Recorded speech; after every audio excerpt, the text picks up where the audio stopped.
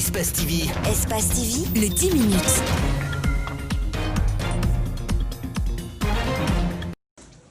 Eli Kamano avait besoin de 400 millions de francs guinéens pour compléter sa caution. Mais la contribution de ses citoyens n'aura pas suffi pour lui permettre de participer à la course. Mais puisque tel n'a pas été le cas, alors nous avons décidé les 21 677 000 francs guinéens que nous avons collectés de restituer cela au peuple, mais de la plus belle des manières. 19 millions déjà utilisés pour la rénovation de l'école primaire, la distribution des kits pour les élèves et les femmes au marché, dit-il. L'ensemble, en termes de chiffres, ça va, parce qu'il n'y a pas que ça, il y a aussi des seaux, des kits sanitaires que nous avons achetés. Ça va dans les 19 millions et quelques. Voilà.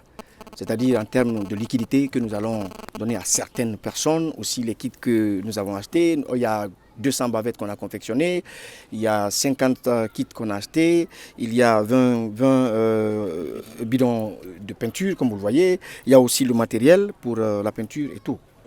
Le directeur de l'école se dit comblé. Le choix de son établissement, l'intention qui va avec, il salue l'initiative du président du PGSDD.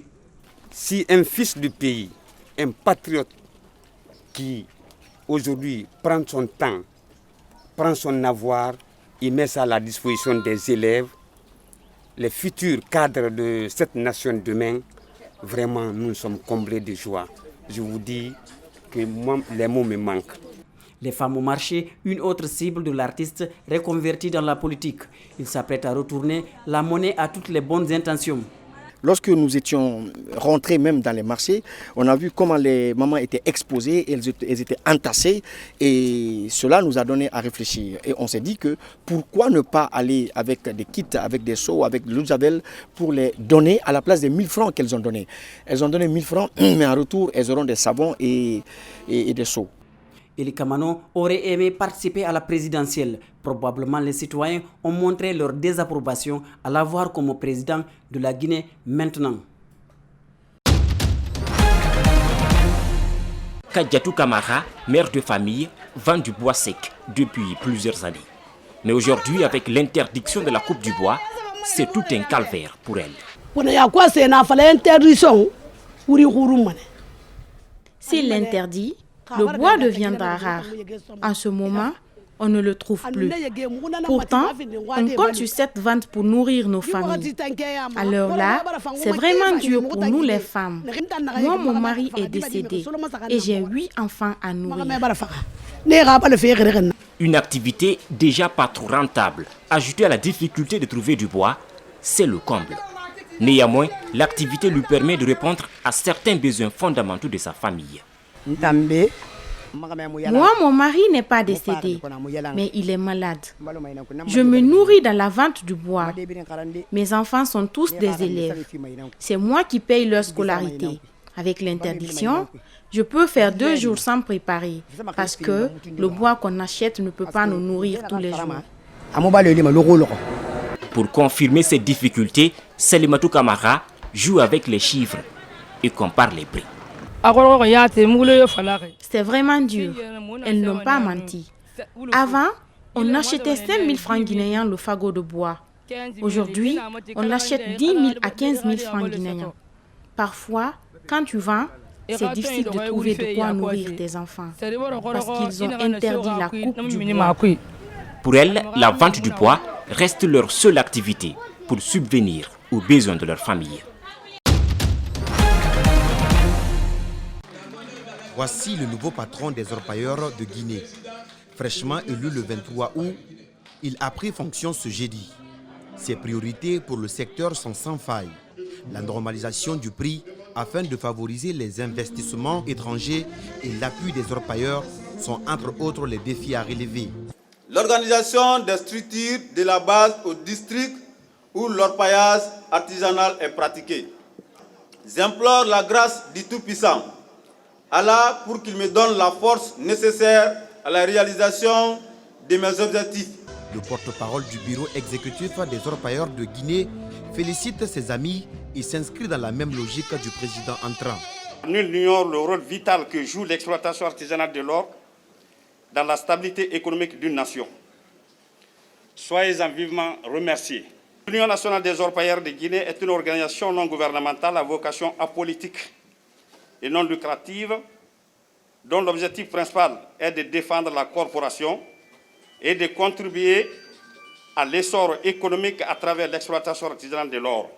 Venu représenter le ministre des Mines et de la Géologie, Fodé Bérété invite le nouveau président et son équipe à se mettre directement au travail.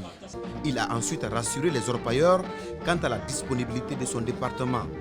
Au nom de Monsieur le ministre des Mines et de la Géologie, je vous rassure encore une fois que les cadres seront à vos côtés, comme vous le constatez maintenant, pour vous aider à atteindre les ambitieux objectifs fixés dans l'intérêt supérieur de notre pays. A rappeler que le nouveau président des orpailleurs de Guinée fera un mandat de 5 ans et renouvelable une seule fois.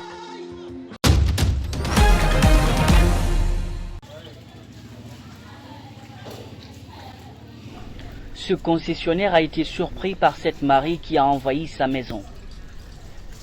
Conséquence, tous les locataires sont déjà dehors avec leurs bagages pliés pour un autre local.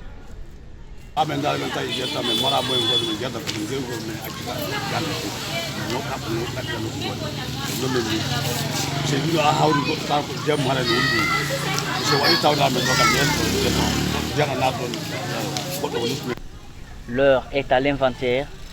Le propriétaire de la maison, lui, a perdu plusieurs biens matériels, ainsi que sa récolte annuelle. Ici, là, c'est sac de riz paddy. Wow. Bon, ça c'est encore du maïs. Après, il y a le restant. Donc tout ça là, c'est gâté. Tout ça là, c'est inondé avec l'eau. Ces images de désolation sont la conséquence des constructions anarchiques le long de la rivière Nancon. Une rivière qui, à chaque fois qu'il pleut, étend son lit à des centaines de mètres aux abords. C'est la route de l'eau qui est bloquée. Il n'y a pas de passage. Ils ont tout construit. Où ça exactement? Devant. Ici, là, c'est le fleuve Nancon. L'origine de cette inondation, c'est les constructions anarchiques. Les gens construisent un peu partout sans pour autant laisser le passage de l'eau. Et si la pluie continue, ça va s'augmenter. Ici, cet atelier de menuiserie devra attendre encore des jours pour reprendre ses activités. Dans cette station-service, les pompistes ont dû stopper leurs activités sur le champ. Avec cette énième inondation à Sibiri durant cette période hivernale, ce sont aussi des boutiques de commerce qui ont fermé. Après ma naissance, mon père, comme il est parti en vacances, quand il est revenu, il ne m'a plus retrouvée. Parce que l'État belge m'avait enlevée. J'avais 2 ans.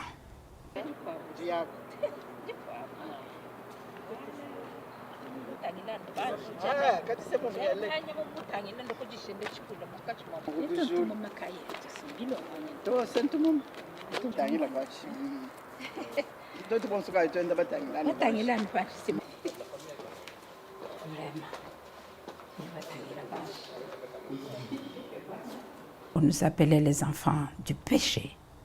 Pourquoi? Parce que les enfants, un blanc n'avait pas le droit d'épouser une noire, quoi. Si un blanc ou une blanche épouse un noir ou une noire, c'est un péché. Donc l'enfant qui naît est un enfant de la prostitution. Et c'est comme ça qu'on nous traitait, les enfants du péché. Ils m'ont enlevé de chez ma mère, qui était avec moi à ce moment-là, de chez mes parents, pour aller me placer dans une institution religieuse à Katende, mission catholique Katende, chez les sœurs de Saint-Vincent de Paul. Comme ils avaient enlevé d'autres enfants avant moi, et mon frère aîné aussi, était enlevé 1 an avant moi. Voilà, ça c'est mon papa, M. Tavares da Silva Manuel Victor. C'est mon papa. Da Silva Manuel Victor. Comment est-ce qu'on peut rattraper toute une vie perdue, vu tout ça? Parce que c'est une vie cassée, complètement. Après, moi par exemple, si mon fils a un souci, chez qui il peut aller s'adresser? Que moi. Et si je ne suis plus là? Chez qui? J'ai pas de famille. Et c'est la faute à qui? De mère officielle. Non, on nous appelait les enfants de pères inconnus.